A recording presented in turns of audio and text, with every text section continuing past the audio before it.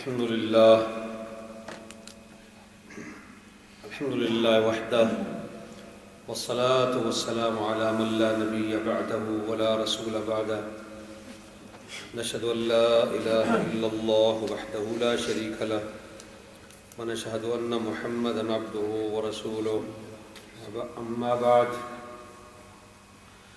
أعوذ بالله من الشيطان الرجيم بسم الله الرحمن الرحيم شرع لكم من الدين ما وصى به نوحا والذي أوحينا إليك وما وصينا به إبراهيم وموسى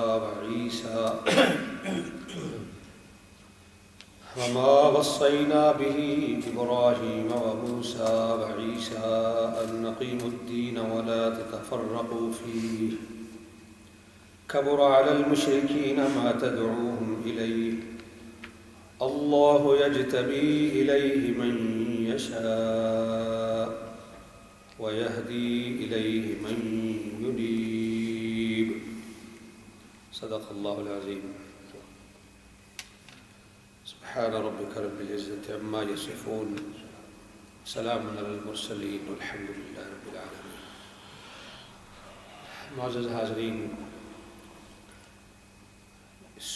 سورہ شورى کی آیت نمبر 13 میں نے تلاوت کی ہے، جس کا ترجمہ یہ ہے کہ شرع لکم من الدین ما وصى به نوح، اس نے تمہارے لیے دین وہی مقرر کیا ہے جس کا اس نے نوح علیہ السلام کو حکم دیا تھا. والذی اوحینا الیک، اور جس کی وحی ہم نے تمہاری طرف کی ہے. وما وصینا به ابراہیم وموسیٰ وعیسیٰ، اور جس کا حکم ہم نے ابراہیم، موسیٰ اور عیسیٰ علیہ السلام کو دیا تھا. ان اقیموا الدین، کہ اس دین کو قائم رکھو. ولا تتفرقوا فیہ، اور اس میں فرقہ فرقہ نہ ہو جاؤ. کبر علی المشرکین ما تدعوهم الیہ، مشرکین پر وہ بات بہت بوجھل ہے جس کی طرف تم ان کو بلا رہے ہو. اللہ یجتبی الیہ من یشاء، اللہ جس کو چاہتا ہے اپنی طرف چن لیتا ہے. ویہدی الیہ من ینیب، اور وہ اپنی طرف ان کی رہنمائی کرتا ہے جو اس کی طرف متوجہ ہوتے ہیں. معزز سامعین،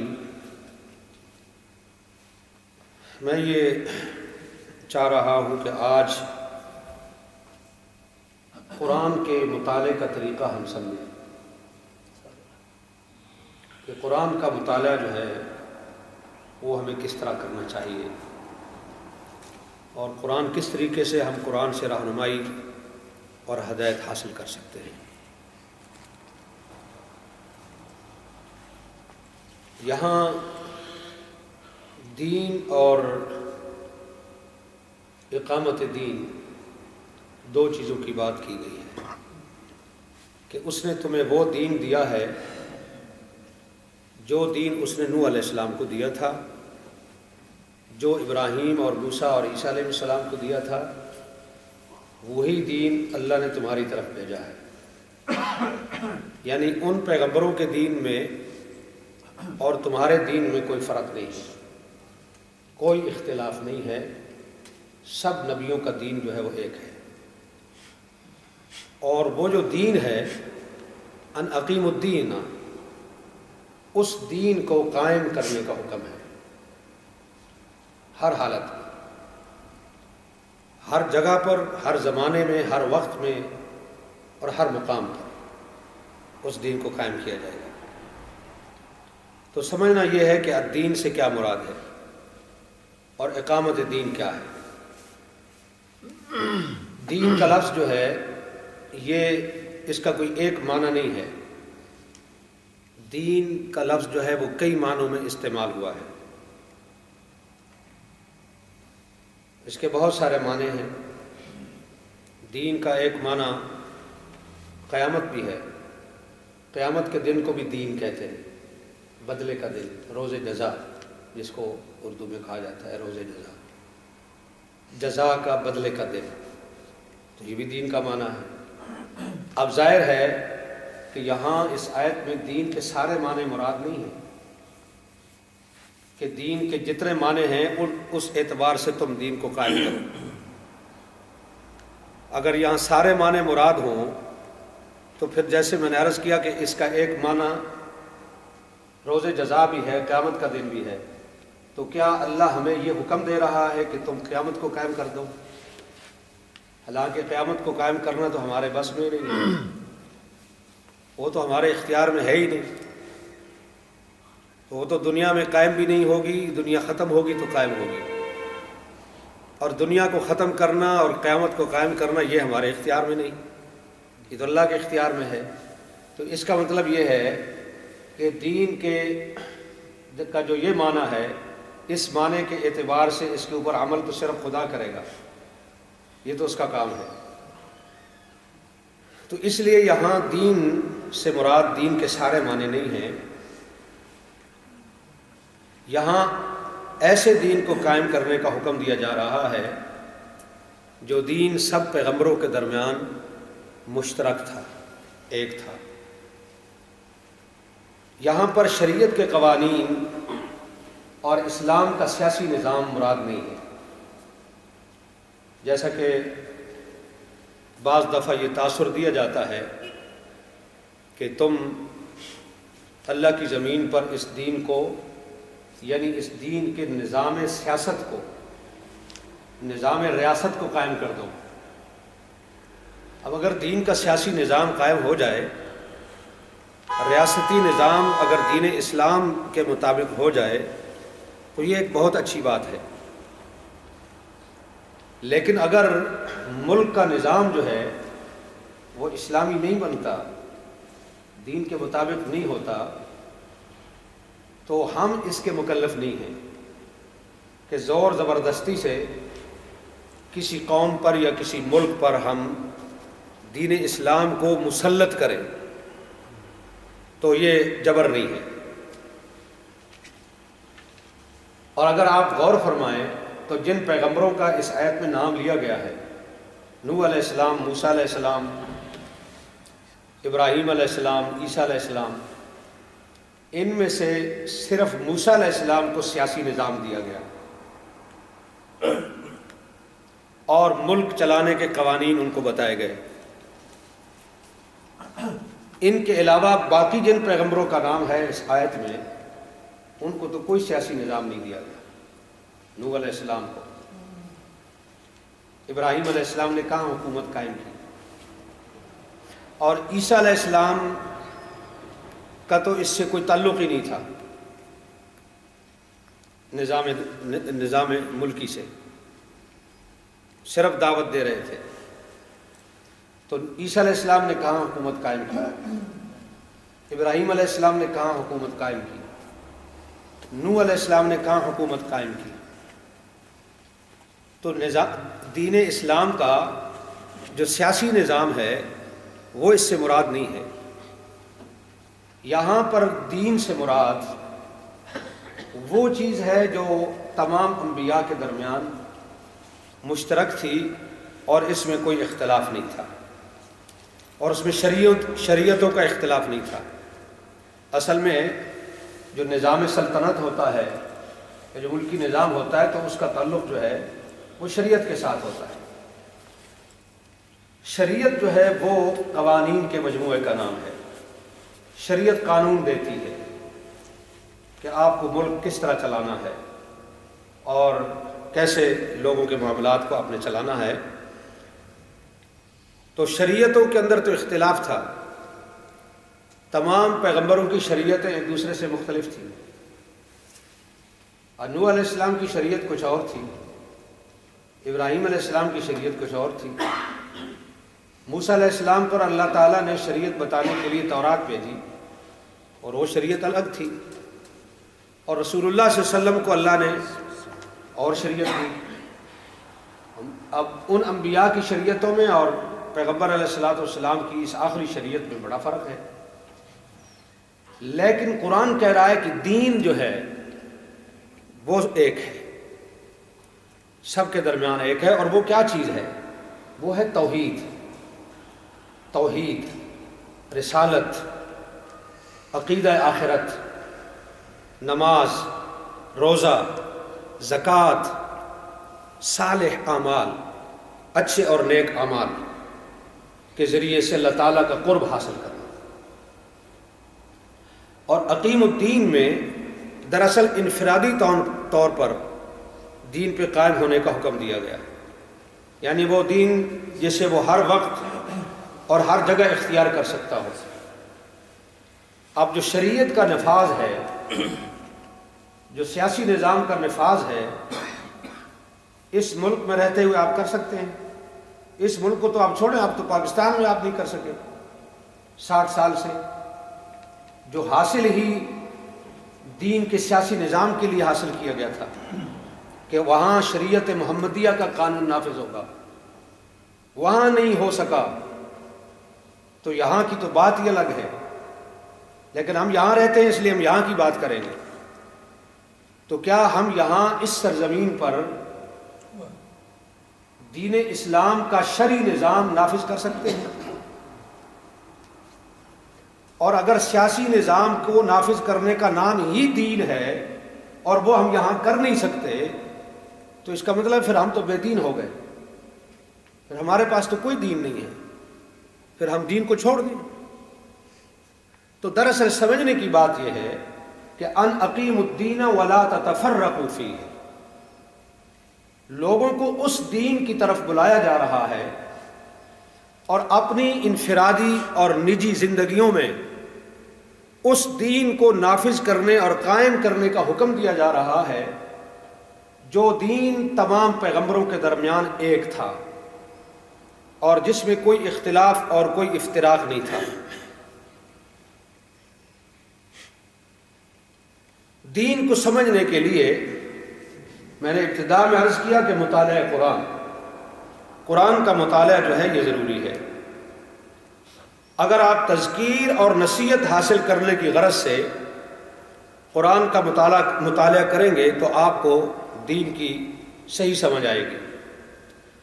مطالعہ قرآن کے دو طریقے ہیں، ایک سطحی اور سرسری طریقہ ہے کہ آپ قرآن کو پڑھیں، اس کے معنوں کو، ترجمے کو دیکھیں، پڑھتے جائیں اور سرسری طور پر اس سے گزر جائیں۔ ایک یہ طریقہ ہے قرآن کے مطالعے کا، اس کو سطحی اور سرسری مطالعہ کہتے ہیں۔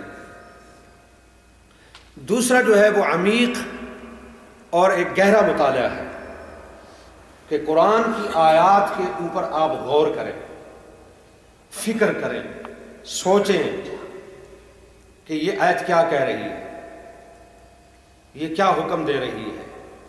اس کو تدبر کرنا کہتے ہیں، غور و فکر کرنا، اور غور و فکر کے ساتھ اس کا مطالعہ کرنا۔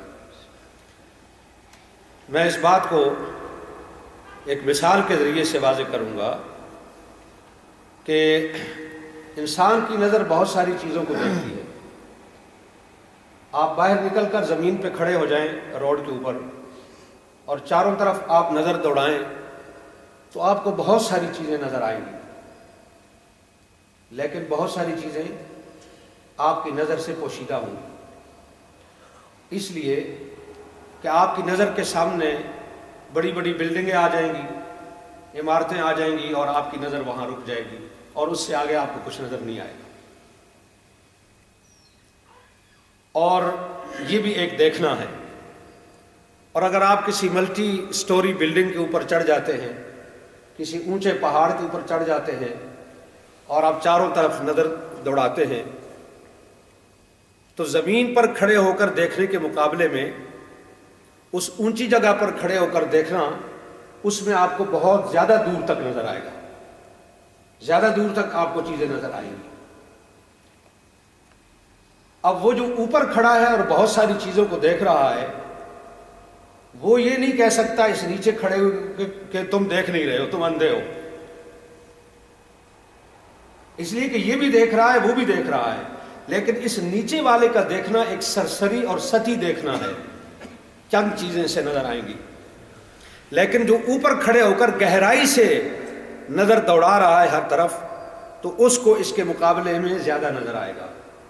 تو یہ فرق ہوتا ہے ایک سرسری اور سطحی مطالعے میں اور ایک گہرے اور عمیق مطالعے کے اندر۔ اب جو شخص عربی سے تھوڑی بہت ہی واقفیت رکھتا ہے تو وہ جب قرآن کو پڑھے گا تو اس کے معنی اور مفہوم جو ہے سرسری طور پر اس کے اوپر سے وہ گزرتا جائے گا، اور اس کے ذہن میں چیز آتی جائے گی کہ اس لفظ کا کیا مطلب ہے۔ اور جو عربی زبان نہیں جانتا تو وہ قرآن کو پڑھے گا اور ساتھ میں اس کو سمجھنے کے لیے وہ اس کے ترجمے کو دیکھ لے گا، اور قرآن کے الفاظ سے اور اس کے ترجمے سے کو پڑھ کر کے وہ سرسری طور پر گزر جائے گا۔ تو یہ سطحی اور سرسری مطالعہ ہوگا۔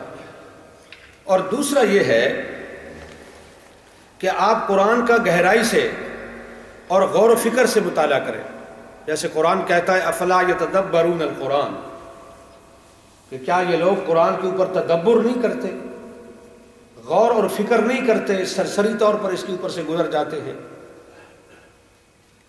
مثلا قرآن کہتا ہے کہ تمہارے پاس تمہارے رب کی طرف سے نصیحت آ گئی، اور یہ اس کے لیے شفا ہے جو سینوں میں ہوتا ہے، اور اہل ایمان کے لیے ہدایت ہے۔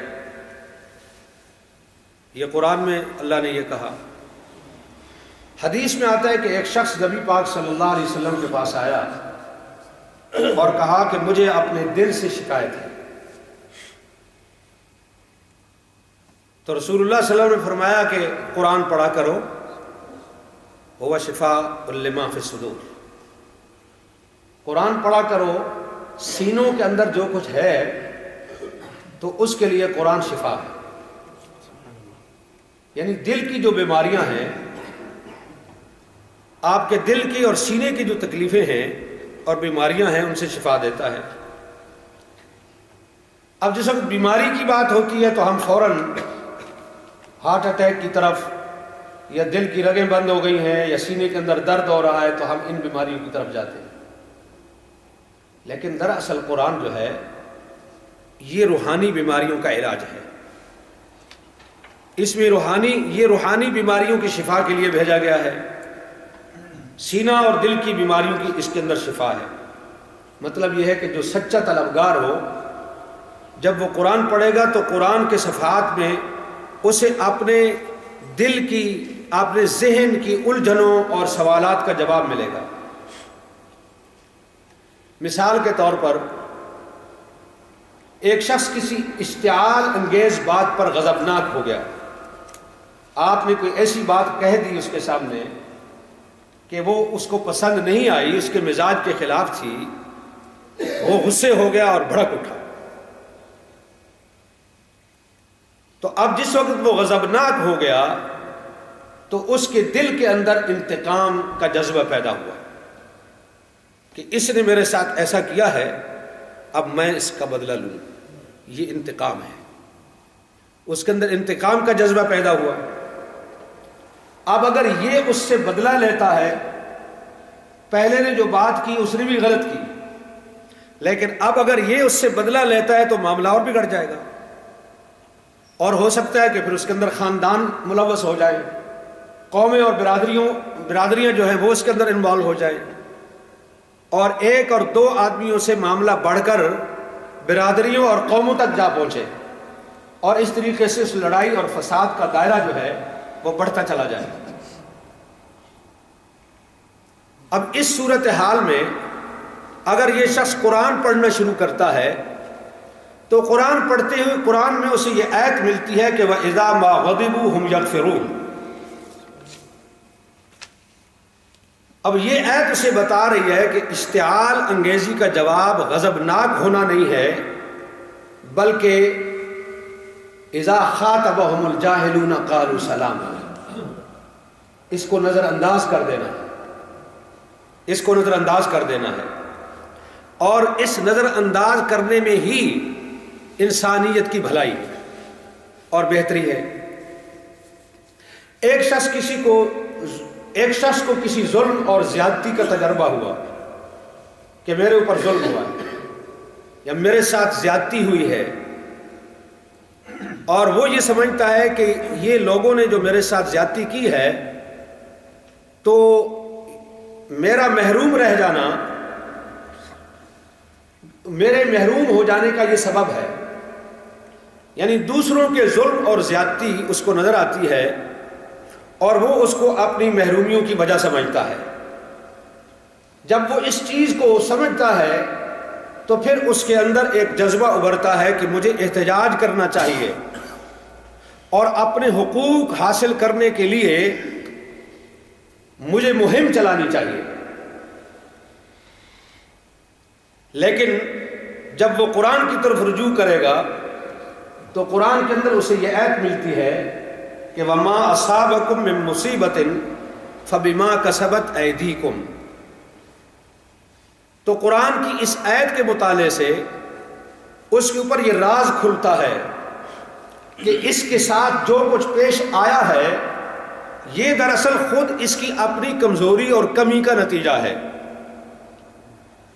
مثلا میں کہتا ہوں کہ لوگ بڑے بڑے عہدوں پر بیٹھے ہوئے ہیں اور آرام سے تنخواہ پا رہے ہیں، اور میں ایک کارخانے کے اندر یا روڈ کے اوپر مزدوری کر رہا ہوں، تو وہ بھی انسان ہے اور میں بھی انسان ہوں۔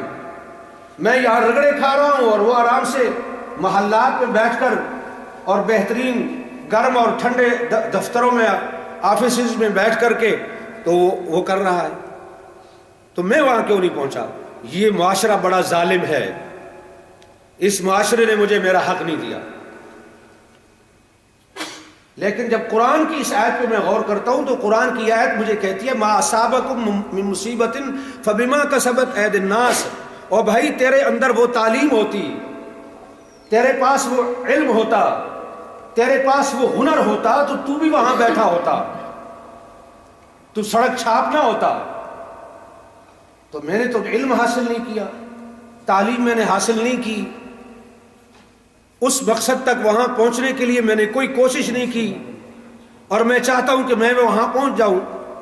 تو دراصل وہاں نہ پہنچ پانا معاشرے کا میرے اوپر ظلم نہیں ہے، بلکہ میری اپنی کمزوری ہے، میری اپنی کمی کی وجہ سے یہ سب کچھ ہوا ہے۔ اور جب مجھے یہ بات سمجھ آ جائے گی کہ یہ میری اپنی خامی ہے اور میری اپنی کمزوری ہے، تو پھر میں نے جو پروگرام بنایا ہے احتجاج کرنے کا اور مہم چلانے کا، تو میں اس سے رک جاؤں گا۔ پھر میں احتجاج کے لیے کتبے اٹھا کر اور جلوس نکال کر سڑک پہ نہیں آؤں گا۔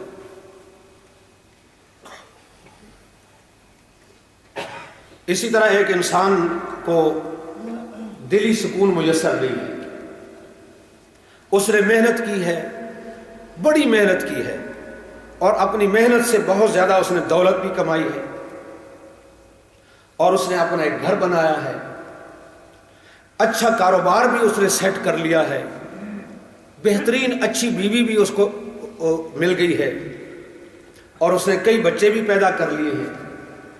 اس کا گھر جو ہے وہ صرف ایک گھر نہیں بلکہ وہ پورے خاندان والا گھر بن گیا ہے۔ لیکن اس سب کے باوجود، یہ سارا کچھ ہونے کے باوجود، بیوی، گھر، مکان، کاروبار، دولت، یہ سارا کچھ ہونے کے باوجود وہ یہ محسوس کرتا ہے کہ سکون قلب جس چیز کا نام ہے وہ میرے پاس نہیں ہے، مجھے دل کا سکون حاصل نہیں ہے، میں زندگی کے دن گزار رہا ہوں، کوئی خوشی میرے اندر نہیں ہے۔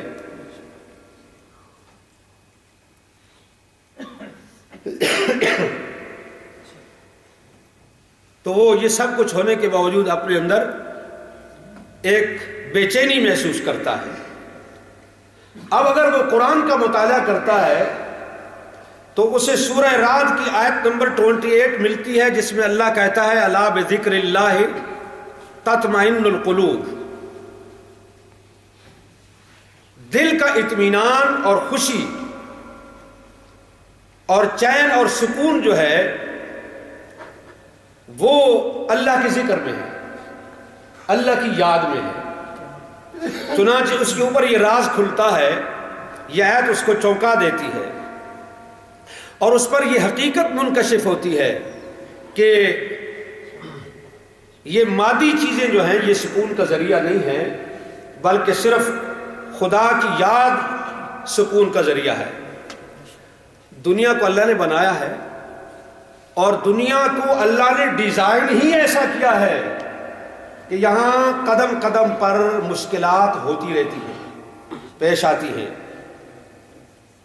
اللہ نے اس کو بنایا ہی ایسا ہے کہ ایک پریشانی کے بعد دوسری پریشانی آتی ہے، وہ ختم ہوتی ہے تو کوئی اور شروع ہو جاتی ہے، وہ ختم ہوتی ہے کوئی اور شروع ہو جاتی ہے۔ اللہ نے دنیا کو ڈیزائن ہی ایسا کیا ہے کہ ایک پریشانی کے بعد دوسری پریشانی آتی رہتی ہے۔ تو اس لیے سکون جو ہے وہ دنیا کی چیزوں میں نہیں ہے۔ الا بذکر اللہ تطمئن القلوب، خدا جو ہے وہ ایک کامل ہستی ہے، اور وہ ہر قسم کی کمزوری سے پاک ہے، وہ ہر قسم کے نقص اور عیب سے پاک ہے، اس لیے اس کی یاد میں سکون ملتا ہے۔ یہ قرآن کا مطالعہ ہو رہا ہے، یعنی اس گہرائی سے، اس فکر سے، اس غور اور تدبر سے اگر آپ قرآن کا مطالعہ کریں گے تو قرآن کی ایک ایک آیت اور ایک ایک لفظ جو ہے وہ آپ کی رہنمائی کرے گا۔ قرآن میں ارشاد ہوتا ہے، سورہ یونس کی 3 آیات ہیں، 62، 63 اور 64، جس میں کہا الا ان اولیاء اللہ لا خوف علیہم ولا هم يحزنون الذین آمنوا وكانوا يتقون لهم البشرى في الحیاة الدنیا وفي الآخرة لا تبدیل لکلمات اللہ ذالک هو الفوز العظیم۔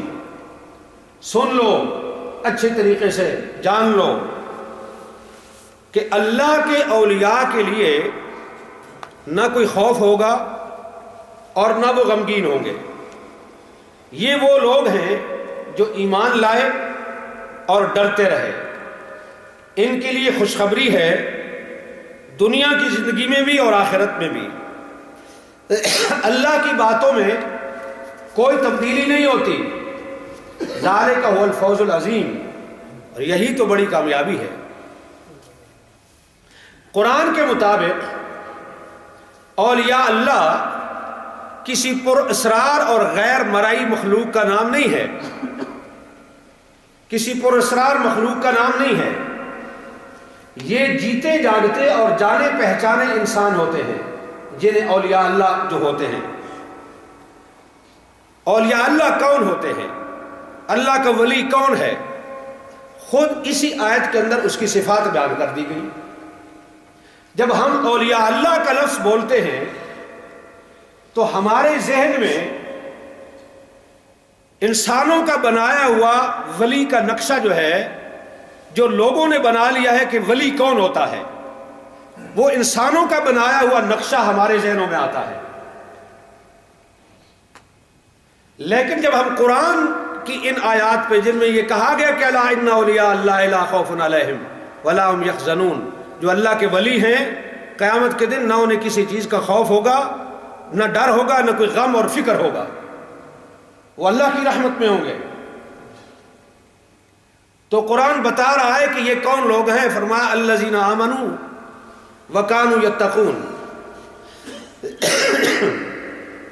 وہ صاحب ایمان ہوں، معرفت کے درجے میں انہوں نے اللہ تعالیٰ کا تعلق انہیں حاصل ہو جائے، اور وہ اپنی پوری زندگی میں وہ روش اختیار کرے جو اللہ کے خوف کے تحت ہو۔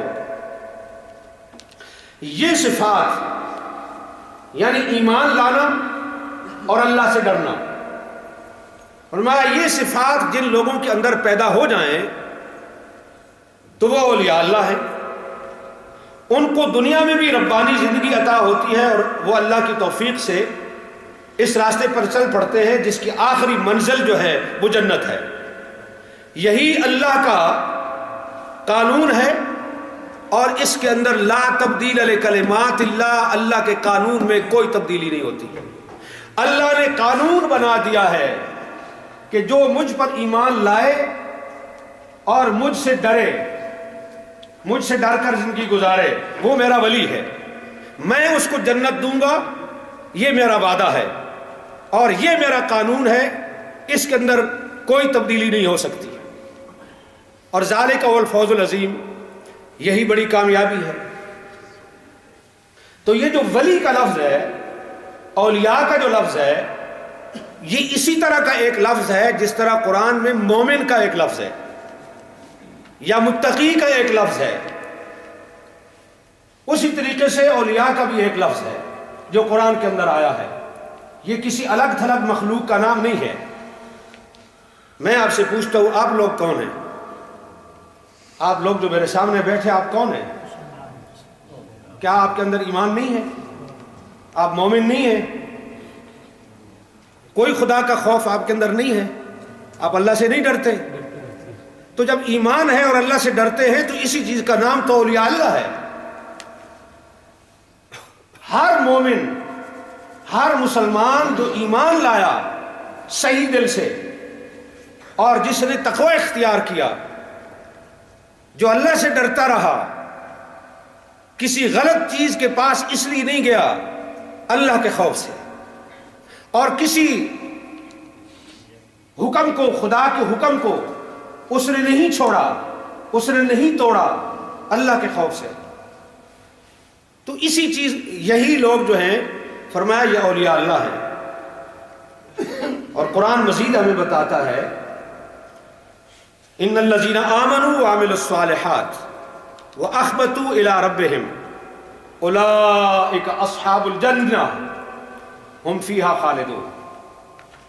جو لوگ ایمان لائے اور انہوں نے اچھے اعمال کیے، واخبتوا اور انہوں نے عاجزی اختیار کی، اولئک اصحاب الجنہ، یہی تو جنت والے ہیں، ہم فیہا خالدون، ہمیشہ اس میں رہیں گے، کبھی نہیں نکلیں گے۔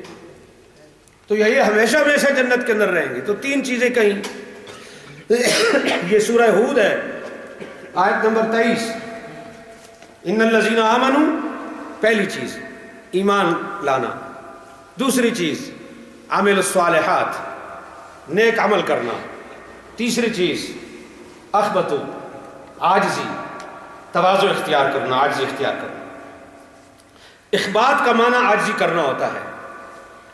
ایمان، تین چیزیں بتائیں، ایمان، اخبات اور عمل صالح، یعنی ایمان، عاجزی اور عمل صالح، یہ ایک ہی حقیقت کے تین پہلو ہیں۔ ایمان کیا ہے؟ خدا کی ذات اور صفات کا، خدا کی ذات اور صفات کو شعوری طور پر دریافت کرنا، اور اخبات جو ہے اس قلبی کیفیت کا نام ہے کہ جب آپ خدا کو پہچان لیتے ہیں، جب آپ جان لیتے ہیں کہ خدا کون ہے، تو پھر خود بخود اس خدا کی محبت اور اس خدا کا خوف آپ کے دل کے اندر آتا ہے۔ جب آپ یہ جان لیتے ہیں کہ خدا اتنا بڑا ہے، اتنی بڑی ذات ہے وہ جس نے اس ساری کائنات کو بنایا ہے، جو ساری کائنات کا مالک ہے، جو بہت بڑا ہے، جب اللہ کی بڑائی آپ کے دل میں آ جاتی ہے تو خدا کے سامنے آپ خود بخود عاجز ہو جاتے ہیں۔ آپ اعتراف کر لیتے ہیں کہ بڑا رب ہے، میں کمزور ہوں، بڑا وہ ہے، میں عاجز ہوں، سر بلند وہ ہے، بلندی والا وہ ہے، تو میں تو پستی والا ہوں اور میں تو ایک عاجز ہوں۔ تو یہ عاجزی اللہ کی معرفت حاصل کرنے کے بعد یہ عاجزی خود بخود انسان کے اندر پیدا ہو جاتی ہے۔ اور عمل صالح کیا ہے؟ انہی دو چیزوں کا یہ خارجی ثبوت ہے، بیرونی، یعنی عاجزی اور انکساری جو ہے وہ دل کی کیفیت ہے، اور اسی عاجزی اور انکساری کا اظہار عمل صالح کے ذریعے سے ہوتا ہے۔ یعنی جب میں نے اللہ کو مان لیا اور پہچان لیا اور جان لیا کہ اللہ کون ہے اور کیسا ہے، اور دل کے اندر بھی اس کی بڑائی بیٹھ گئی اور اپنی عاجزی کا اعتراف کر لیا، تو اب خود بخود انسان اس راستے پہ چلتا ہے کہ جس کو میں نے بڑا مان لیا ہے، اب میں اسی کی مان کر چلوں، جو میرا سب سے بڑا ہے اور اس سے بڑا کوئی نہیں، تو میں اب اسی کی مانوں، اپنی گردن اسی کے آگے جھکاؤں، اطاعت اسی کی کروں، بندگی اور عبادت اسی کی کروں۔ تو یہی اعمال صالحہ ہے۔ قرآن کہتا ہے اقم الصلاۃ طرفی النہار وزلفا من اللیل ان الحسنات یذہبن السیئات ذلک ذکریٰ للذاکرین۔ نماز قائم کرو دن کے دونوں حصوں میں، اور وزلفا من اللیل، اور رات کے وقت میں بھی۔ ان الحسنات یذہبن السیئات، بے شک نیکیاں برائیوں کو دور کر دیتی ہیں۔ ذالک ذکریٰ، یہ نصیحت ہے، یہ یاد دہانی ہے، للذاکرین، ان لوگوں کے لیے جو یاد دہانی حاصل کرنا چاہتے ہیں، جو نصیحت حاصل کرنا چاہتے ہیں، یہ ان لوگوں کے لیے نصیحت ہے۔ تو دراصل انسان کی تخلیق اس طرح ہوئی ہے کہ وہ بار بار غلطیاں کر بیٹھتا ہے، اور وقتی اثرات کے تحت وہ گناہوں کے اندر مبتلا ہو جاتا ہے۔ اسی کے ساتھ انسان کے اندر ایک ضمیر اس کے اندر رکھ دیا گیا ہے کہ جب بھی انسان سے کوئی کوتاہی، غلطی اور گناہ سرزد ہوتا ہے تو اندر سے وہ ضمیر جاگ اٹھتا ہے اور وہ اس کو کہتا ہے کہ تو نے کیا کر ڈالا، تو نے کیا کر دیا ہے۔ آپ کو معلوم ہوگا کہ حضرت یوسف علیہ السلام پر مصر کے اندر جب وہ آئے تو وہاں مصر کی ایک معزز خاتون نے، اونچی سوسائٹی کی ایک عورت نے حضرت یوسف علیہ السلام کو ایک گناہ کے اندر مبتلا کرنا چاہا۔ یوسف علیہ السلام تو اللہ کے فضل سے بچ گئے اس گناہ میں ملوث ہونے سے، لیکن اس عورت نے ان کے اوپر الزام لگا دیا جھوٹا، اور اس جھوٹے الزام کے نتیجے میں یوسف علیہ السلام نے 9 سال جیل کاٹی، جیل میں پڑے رہے۔ پھر جب جیل سے رہا ہوئے، رہائی کا حکم آیا تو یوسف علیہ السلام نے کہا بادشاہ کو کہو پہلے ان عورتوں کے معاملے کی کھوج لگائے کہ وہ صحیح تھی یا میں صحیح تھا۔ چنانچہ جب وہ عورتیں بلائی گئی تو قرآن ہمیں بتاتا ہے کہ اس عورت نے اعتراف کر لیا۔ اس نے کہا کہ جب بات کھلی گئی ہے تو میں بتانا چاہتی ہوں کہ یوسف صحیح ہے، غلطی میری تھی، جھوٹ میں نے بولا ہے، میں نے جرم کیا ہے۔ اب باوجود اس کے کہ وہ اونچی سوسائٹی کی عورت ہے، وہ آج بھی کہہ سکتی تھی کہ میں نے جو کچھ کہا ہے وہ صحیح تھا اور یوسف ہی جھوٹا ہے۔ وہ آج بھی یہ دعویٰ کر سکتی تھی جو اس نے کل دعویٰ کر کے یوسف کو جیل بھجوایا تھا، لیکن نہیں، اس کے اندر ضمیر زندہ تھا۔ اس کی ضمیر نے اس کو اندر سے ٹوکا کہ ایک غلطی تو کر بیٹھی ہے، اب دوبارہ غلطی کو نہ دہرانا، ایک بے قصور اور معصوم انسان کی جان پر مت کھیل۔ تو وہ اپنے جرم کا اعتراف کر لیتی ہے۔ یہ ہے گناہ کے بعد اعتراف کرنا۔ ضمیر زندہ ہوتا ہے تو ضمیر گناہ کے بعد انسان کو یہ اندر سے وہ دھکے لگاتا ہے کہ تو نے کیا کیا ہے۔ اسی طرح نیکی کے معاملے میں ایک اور مثال دیتا ہوں۔ نبی علیہ السلام کے پاس زکوٰۃ کا مال، صدقے کا مال آیا، اس میں سونا چاندی بھی تھا، تو حضور سارا دن تقسیم کرتے رہے۔ سورج غروب ہو گیا تقسیم کرتے کرتے، سونے کا ایک پیس جو ہے ٹکڑا وہ بچ گیا، تو وہ آپ نے رکھ لیا گھر میں کہ کل صبح کسی مستحق کو دے دوں گا۔ رات جب بستر پر لیٹے، نیند نہیں آئی۔ اب یہ ضمیر اندر سے بول رہا ہے کہ اے محمد، اگر آپ کو آج کی رات موت آ گئی اور یہ سونے کا ٹکڑا آپ کے گھر میں پڑا رہا تو کل اللہ کو کیا جواب دو گے کہ لوگوں کا حق تیرے گھر میں تھا اور تو نے ان تک پہنچایا نہیں؟ تو صبح کا انتظار کیوں کر رہا ہے؟ تو رات کو کیوں نہیں دے دیتا کسی کو؟ کیا پتا ہے صبح ہوگی یا نہیں ہوگی؟ حضرت عائشہ کہتی ہیں نبی علیہ السلام اسی وقت اٹھے، بے چینی کے ساتھ اٹھے، اور میں ڈر گئی کہ پتہ نہیں پیغمبر کو کیا ہوا ہے۔ آپ بھاگم بھاگ نکلے باہر، اور جب واپس آئے تو آپ کی طبیعت میں سکون تھا، وہ اضطراب نہیں تھا جو پہلے تھا، خوشی تھی۔ میں نے پوچھا معاملہ کیا تھا تو رسول اللہ صلی اللہ علیہ وسلم نے بتایا کہ یہ بات تھی۔ یہ وہ ضمیر ہے جو پیغمبر کے اندر بھی ہوتا ہے، جو امتی کے اندر بھی ہوتا ہے، جو ایک نیک آدمی کے اندر بھی ہوتا ہے، جو ایک گنہگار کے اندر بھی ہوتا ہے۔ یہ ضمیر قدم قدم پر آپ کی رہنمائی کرتا ہے، بشرطے کہ ہم مردہ ضمیر نہ بن گئے ہوں۔ ہمارا ضمیر، ہمارا اندر کا انسان اگر مر نہ چکا ہو تو وہ تو مصر کی اس عورت کو بھی سچ بولنے پہ مجبور کر دیتا ہے۔ تو قرآن یہ بتا رہا ہے ذالک ذکریٰ للذاکرین، یہ نصیحتیں ہیں ان لوگوں کے لیے جو نصیحت حاصل کرنا چاہیں۔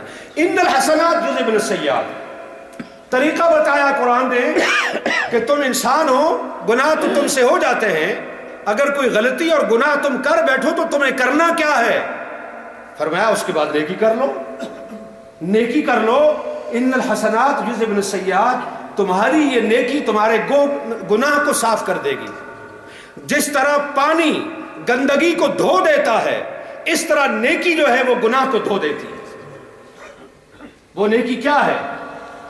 دل سے توبہ کر لینا، نماز پڑھنا، اللہ کا ذکر کرنا، قرآن کی تلاوت کر لینا، پیغمبر پر درود پڑھ لینا، مالی صدقہ کر دینا، یہ ساری نیکیاں ہیں۔ تو جب بھی گناہ تم سے سرزد ہو، اللہ سے معافی مانگ لو اور اس گناہ کے بدلے میں کوئی نیکی کر لو، تو تمہارا گناہ جو ہے وہ مٹ جائے گا اور اللہ اس کو دھو دے گا۔ تو یہ آیت جو ہے یہ گناہگار کے بوجھ کو ہلکا کر رہی ہے۔ ان الحسنات یذھبن السیئات، نیکیاں گناہ کو مٹا دیتی ہیں۔ من عمل صالحا من ذکر او انثی وهو مؤمن، من عمل صالحا من ذکر او انثی فلنحیینہ حیاتا طیبہ وَلَنَجْزِيَنَّهُمْ أَجْرَهُمْ بِأَحْسَنِ مَا كَانُوا يَعْمَلُونَ، سورہ النحل آیت نمبر 97۔ یہ آیت ایک اور چیز بتا رہی ہے ہمیں۔ میں یہ آپ کو بتا رہا ہوں قرآن کا مطالعہ کرنا، غور کے ساتھ، تدبر کے ساتھ، گہری سوچ بچار کے ساتھ۔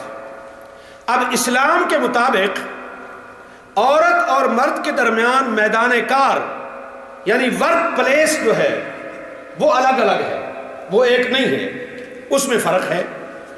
لیکن اور یہ فرق قدرت نے خود بنایا ہے، مگر اللہ کی نعمتوں میں حصہ دار بننے کے لیے مرد اور عورت میں کوئی فرق نہیں ہے۔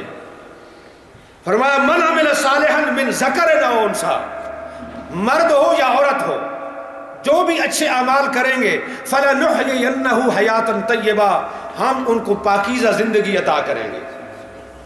پاکیزہ زندگی کیا ہے؟ مثبت سوچ کا پیدا ہونا،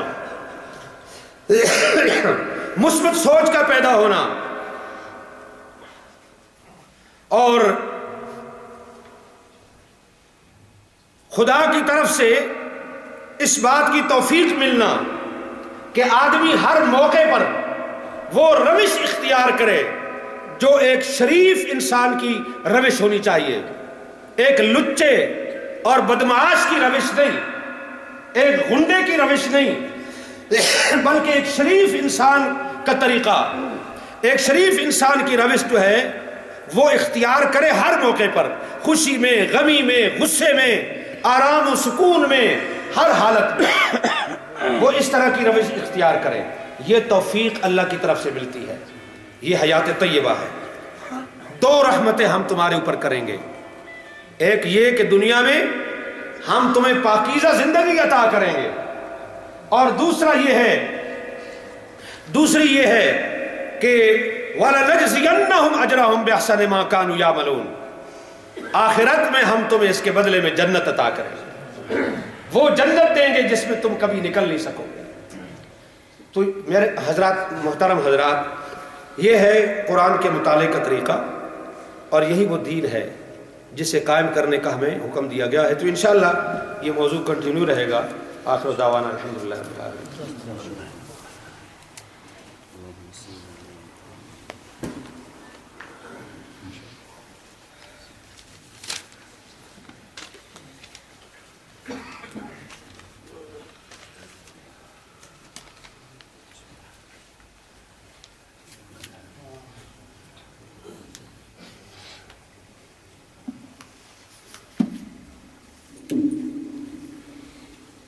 أعوذ بالله من الشيطان الرجيم بسم الله الرحمن الرحيم الحمد لله رب العالمين الصلاة والسلام على سيدنا محمد وعلى آله وصحبه أجمعين. Respected brothers and sisters, Assalamu alaikum wa rahmatullahi wa barakatuh. Today Mufti Sahib has started a very important topic. The topic being the method of studying the Holy Quran. And in the Holy Quran itself, Allah subhanahu wa ta'ala draws our attention again and again to ponder over the Quran, to reason with the Quran, to search and investigate the ayahs of the Holy Quran, because indeed it strengthens our faith. He began his disposition or exposition with the ayah of the Holy Quran, Surah Shura, chapter 42, verse 13. شَرَعَ لَكُم مِّنَ الدِّينِ مَا وَصَّىٰ بِهِ نُوحٌ وَالَّذِي أَوْحَيْنَا إِلَيْكَ وَمَا وَصَّيْنَا بِهِ إِبْرَاهِيمَ وَمُوسَىٰ وَعِيسَىٰ أَنْ أَقِيمُوا الدِّينَ وَلَا تَتَفَرَّقُوا فِيهِ كَبُرَ عَلَى الْمُشْرِكِينَ مَا تَدْعُوهُمْ إِلَيْهِ اللَّهُ يَهْدِي إِلَيْهِ مَن يَشَاءُ وَيَهْدِي إِلَيْهِ مَن يُنِيبُ. The translation: the same religion has he established for you as that which he enjoined on Noah, the which we have sent by inspiration to thee, and that which we enjoined on Ibrahim, Moses and Jesus, namely that you should remain steadfast in religion and make no divisions therein. To those who worship other things than Allah, hard is the way to which thou callest them. Allah chooses to himself those whom he pleases and guides to himself those who turn to him. So there are numerous dimensions to this ayah, and Mufti Sahib has touched upon certain aspects of this ayah. For instance, he mentioned that Deen in its essence, as the Holy Quran tells us, has always been excellent. In the real essence, the guidance that was given to all the prophets of Allah subhanahu wa ta'ala was essentially in its essence the same. However, there were differences according to circumstances in the law that may have existed at the time. But in the essence, the Deen is the unity of Allah subhanahu wa ta'ala, the unity of the Creator, the prophethood, and the revelation that he sent, which tells us about the hereafter and accountability. So, what do we understand about Deen then? Deen has numerous meanings also. Deen may refer to the political aspects of our life. Deen may refer to establish a certain way of life in the country of abode. In essence, Deen has many meanings. And to understand this Deen then, studying the Holy Quran, one may adopt different methods. One would be to take a cursory reading of the Quran, scanning over it, and absorbing the commandments of the Holy Quran. These are the Muhkamat. And if one has knowledge of Arabic or a working knowledge of Arabic, then one grasps the essence of the meaning as one reads along. If one is not acquainted with Arabic, one then resorts to reading and absorbing the translation. And here one has to be very careful because translation is not always accurate. However, the translator does his best to give us the shade of meaning of Arabic as he understands it to be the closest to the Arabic original text. which again depends on the understanding of the translator. So here again one has to be careful. Nevertheless, for a working knowledge of the Quran, it does give you a certain shade of meaning of the actual text. And then one has to then ponder over what he's reading. And pondering over deeply on the ayahs of the Holy Quran then requires time and effort and also interest. So the interest develops with Iman. If one has Iman in Allah subhanahu wa ta'ala, then one will want to know what Allah requires of him. What are the attributes of Allah subhanahu wa ta'ala? What is the purpose of my creation? What does He require of me? And then it leads to deeper study of the Quran. It leads to deeper understanding of the message that has been sent through the prophets. So really Allah subhanahu wa ta'ala has sent us to this world. This world is a finite world. Anything that is finite is also imperfect. That is why you find, people sometimes criticize if there is God, then why is this happening and that happening and the other thing happening? Why is evil allowed to exist? People ask these questions. So what we have to bear in mind that this world is, according to the scheme of things, Allah subhanahu wa ta'ala is finite world and imperfect world. In His scheme of things, evil is required to exist. That's what the test is all about. Therefore, infinite is something that is perfect. Finite, anything that will be finite is imperfect. And imperfect things or imperfect world will have inaccuracies in it, will have evil in it, and that's what the test is all about. So now, Allah subhanahu wa ta'ala, Mufti Sahab mentioned about the conscience. He has given us a built-in criteria that tells us what is right and what is wrong. He has given us, at least today, we are fortunate to have the last and final revelation with us, which is in fact intact with us today exactly as it was revealed over 1400 years ago. And we have with us intact, by and large, the example of the Holy Prophet sallallahu alaihi wasallam as to how he exemplified. So now he has given us freedom in this world. He has given us freedom to choose. He has given us guidance. Guidance in the form of a built-in criterion. Guidance in the form of a book of guidance. Guidance in the form of the example of the Holy Prophet ﷺ. And now we decide. So we have the freedom. We have the freedom to choose. And we have the will to decide. We decide whether we take the right path or the wrong path. We decide whether we follow the commandments of Allah subhanahu wa ta'ala as exemplified according to the book of guidance by the prophets, and lastly the last and final messenger, the Holy Prophet, peace be upon him. Or if we were deciding to go otherwise, because the decision is ours, and because we have freedom, and because we have freedom to choose, therefore the accountability has to be there. And so when we have accountability in mind, then we should be very careful, because if we have Iman in Allah subhanahu wa ta'ala, we know how great Allah subhanahu wa ta'ala is, the creator of everything else that we surround and which we don't see, the universes, the creation that is before our eyes that we can see and others that we do not see.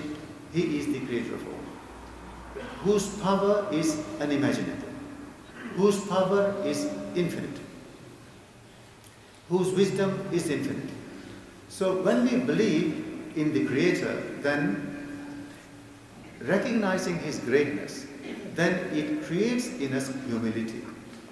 Humility.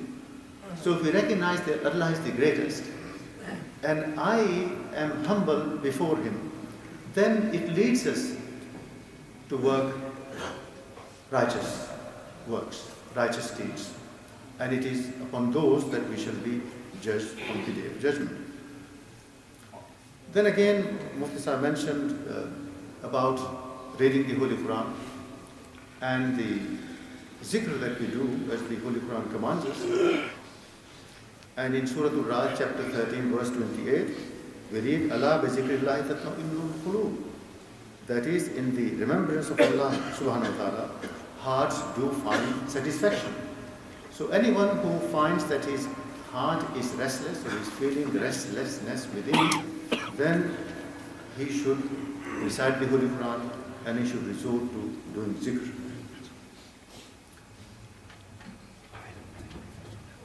Mufti Sahib mentioned Surah Al-Nahl, chapter 16, verse 97. These are amazing ayahs actually, and in fact Mufti Sahib has resorted to just presenting to you a brief summary, because again Mufti Sahib with his knowledge, you can spend days on reciting these 2 or 3 ayahs of the Holy Quran and elaborating on those. Because looking at these ayahs, for instance, I'll read the translation, again we are always short of time, and I urge you to read these ayahs of the Holy Quran. Surah Al-Nahl, chapter 16, verses 97, 98 and 99. Believe me, it opens up new horizons if you ponder over those. The translation goes, whoever works righteousness, man or woman, and has faith, verily to him will we give a new life, a life that is good and pure, and we will bestow on such their reward according to the best of their actions. Reward according to the best of their actions, man or woman. 98, when you read the Quran, seek Allah's protection from Satan, the rejected one. And 99, very important, about Satan, Allah subhanahu wa ta'ala says, no authority has he over those who believe and put their trust in their Lord. I mean, it's a very important ayah. Can you imagine? Shaitan has no influence on those who truly believe in Allah subhanahu wa ta'ala and who truly submit to him, who are sincere in their belief and who completely submit themselves, surrender themselves before Allah subhanahu wa ta'ala. Very important ayah for us to, and it in fact repeats itself in other places in the Holy Quran also. Very important for us to bear in mind. However, human beings as we are, وَخُلِقَ الْإِنسَانُ ضَعِيفًا, Allah subhanahu wa ta'ala has created us weak. We do stumble now and again, and we will make mistakes. So as Mufti Sahib has reminded us, that if we do ever make a mistake, and again we have to bear in mind that there are 2 types of duties that we have. Our duties towards Allah subhanahu wa ta'ala, which He forgives, and our duties towards the fellow human beings. With the fellow human beings, we must go to them and apologize to them if we have in any way been unjust to them. Other mistakes, we must repent to Allah subhanahu wa ta'ala. And repenting again has certain criteria. For instance, we must recognize the mistake we have made. We must be sincere in repentance, and we must promise not to ever do it again. This is the criteria. We must be adhering to our salah, 5 daily salah, with humility and with again sincerity. We must do zikr, remembrance of Allah, again wipes out our sins. And Mufti Sahib read the Holy Quran, that if we ever do a bad deed, then a righteous deed will wipe it off, inshallah. And giving in the path of Allah subhanahu wa ta'ala, sadaqah and charity. All these are works of righteousness. May Allah subhanahu wa ta'ala give us the tawfiq and the hidayah, the guidance to obey His commandment and to pass the life of, as Mufti Sahib mentioned, those who are believers, those who are sincere and true believers, and Allah subhanahu wa ta'ala calls them awliya Allah, the friends of Allah subhanahu wa ta'ala. Wa akhiru da'wana alhamdulillah. Assalamu alaikum.